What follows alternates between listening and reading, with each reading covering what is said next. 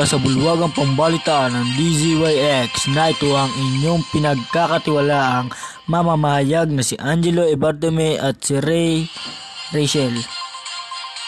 Magandang umaga, partner. Alam mo ba na yung issue sa diskriminasyon sa paghahanap ng trabaho? Magandang umaga din, partner. Ayon sa aking mga nakikinig at napapanood sa balita sa TV, kulang na pa rin ang trabaho sa ating bansa. Rahel, partner, mas prioridad ng mga kumpanya ang mga aplikanteng makapagtapos ng pag-aaral, samantala nababaliwala ang mga taong hindi nakatungtong ng kolehiyo.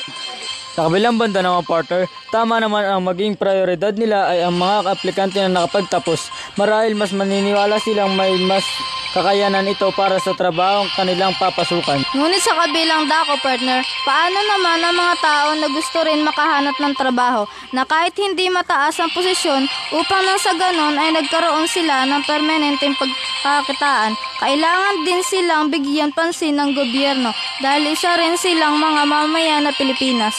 Akala nila, partner, porket hindi nakapagtapos ay wala nang kakayahang gampanan ng kanilang mga trabaho.